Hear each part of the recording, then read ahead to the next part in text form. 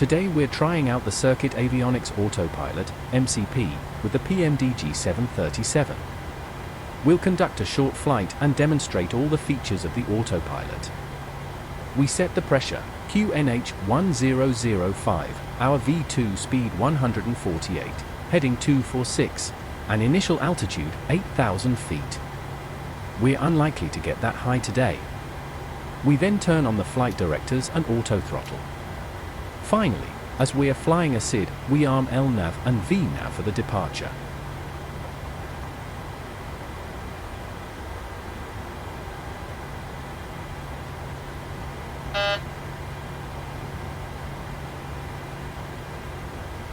By holding the N1 thrust button for 1 second, we can activate TOGA, the takeoff go-around mode.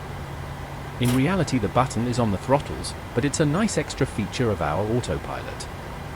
We advance the throttles halfway, ensure the engines are stabilized, then engage TOGA. At this point the LNAV light is extinguished, although the mode is still armed, and the master light illuminates on Flight Director 2. The only other time both flight directors illuminate is during a Category 3 approach, which you'll see at the end of this video. Our rotate speed today is 130 knots. Once we're off the ground you'll see LNAV immediately engage and the light come on the autopilot. Routing. E2. Positive rate of climb. Passing 400 feet, our vertical climb mode TOGA is replaced by VNAV and the airspeed window goes blank. This is also the lowest altitude at which Boeing allow us to engage the autopilot.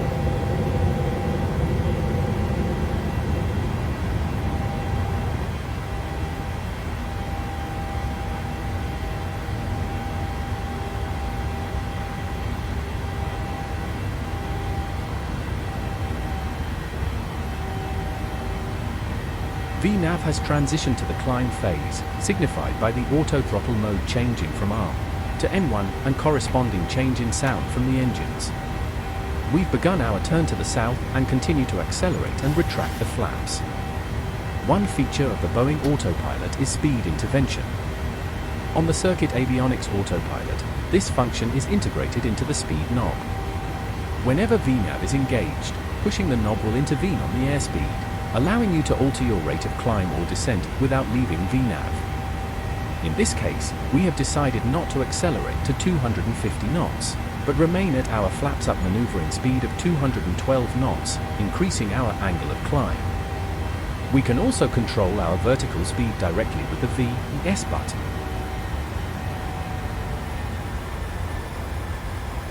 The altitude hold button levels us off at our current altitude, overriding all other considerations.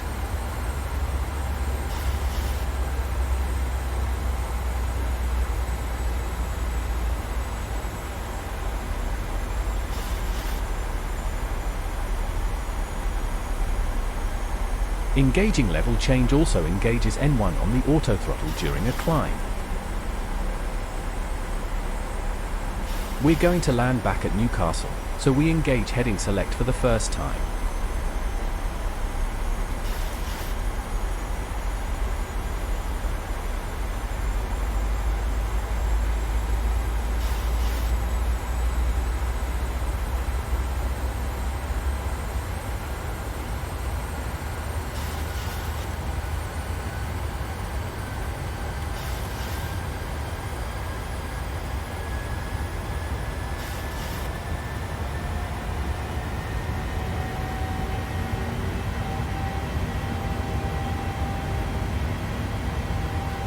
Switching between Command A and Command B makes the corresponding flight director the master. The Circuit Avionics Autopilot also supports engagement of CWS, or crew wheel steering mode, by a long push on the corresponding command button. Engaging CWS causes the command light to flash, signaling that command is not engaged, but rather CWS. CWS is used in severe turbulence, when the aircraft reaches a discontinuity in the flight plan, or at the pilot's discretion. It's time to level off and think about turning back towards the runway. It's good practice to use vertical speed when making drastic changes to the aircraft's profile. as you don't want a drinks trolley smashing through the cockpit door.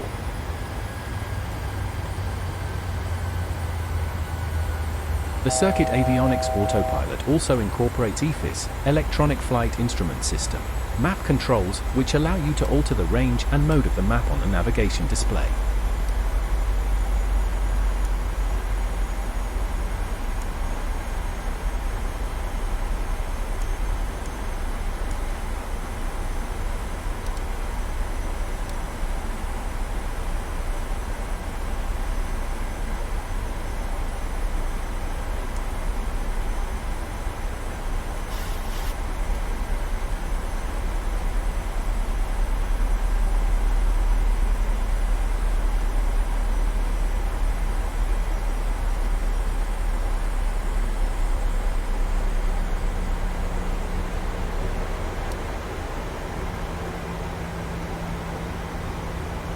Both our radios are already tuned to the ILS for runway 07, but we need to set the course, which is 066 degrees. The Circuit Avionics Autopilot has an innovative 2-in-1 course selector. After dialing in course 1, we push the knob. The course display becomes noticeably brighter to indicate it's in a special mode. We then dial in course 2, pushing the knob again to return the system to normal. Don't worry, that master caution was just the pressurization system being sulky.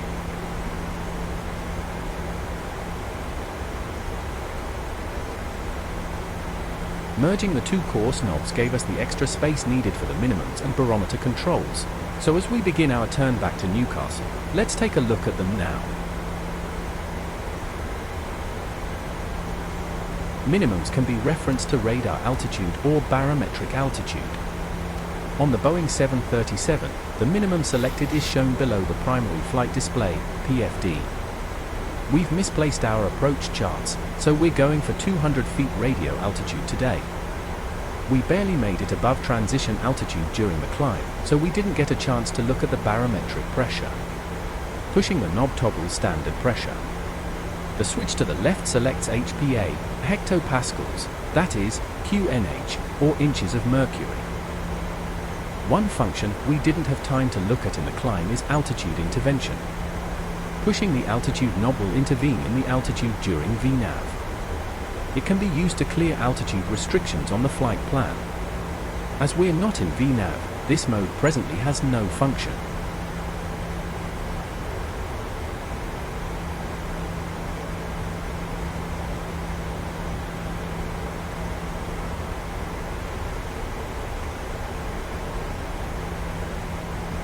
Approaching the localizer, we arm approach mode, but not before momentarily arming VLOC, so it doesn't feel left out.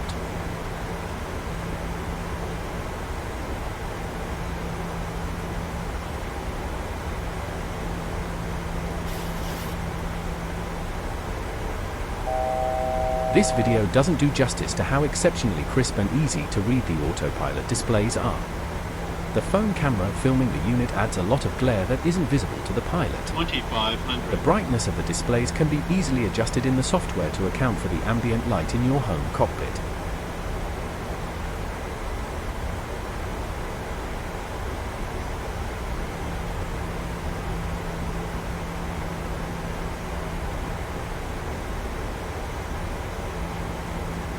Every function of the Circuit Avionics Autopilot can be customized to the pilot's individual preference. Full instructions are provided.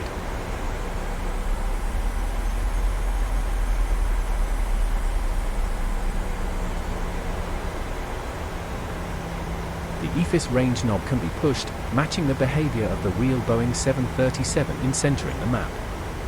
When in map mode, a second push of the range knob enables the VSD, vertical situation display. The relief of the ground ahead of us can be seen, along with the descent profile along the glide slope.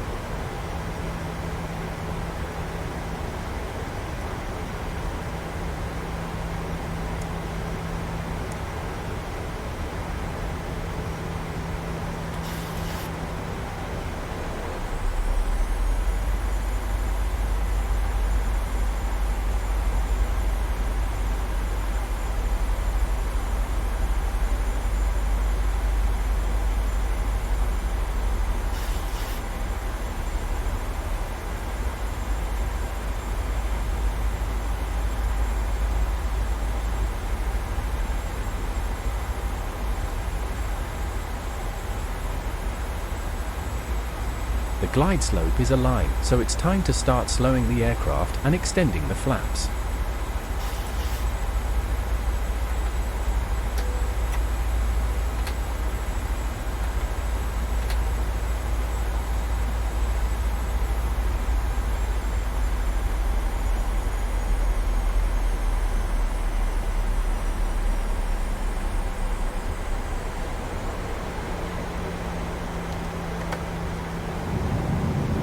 If you like this video, please consider subscribing to this channel, as I will be making more videos, including the autopilot being used with the fly-by-wire A320neo, among other things.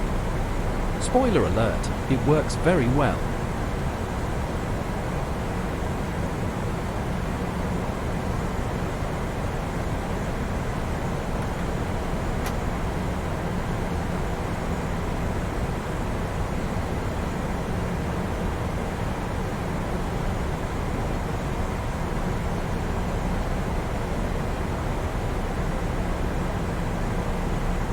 We will couple the second autopilot for this approach.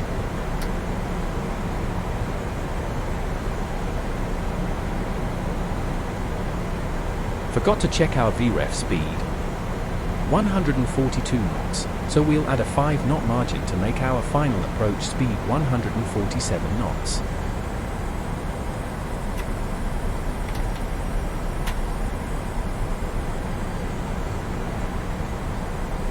There is one other thing I forgot to do before landing. 1,000. No, it's not the spoilers. Now is the time to spam the comments.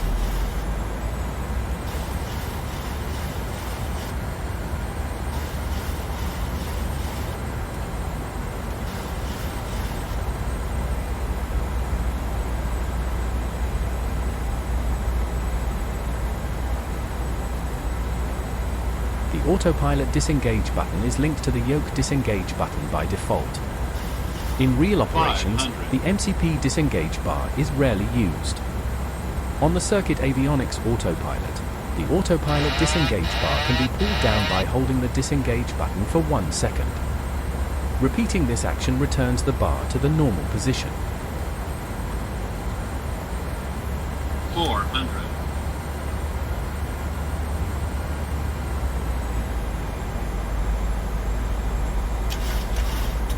300. Approaching minimums.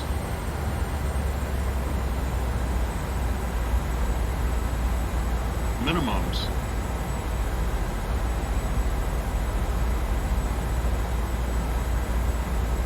100. 50, 40, 30, 20, 10.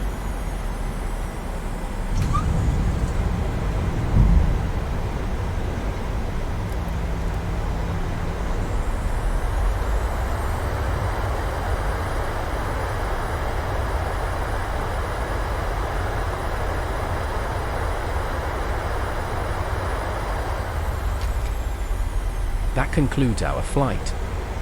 If you or a friend want to enhance your flight simulator experience, go to circuitxl.co.uk. This unit can be used on virtually any aircraft, and full instructions are provided. I also make a 2-in-1 desktop radio and transponder, which is perfect for your online flying. Thanks for watching.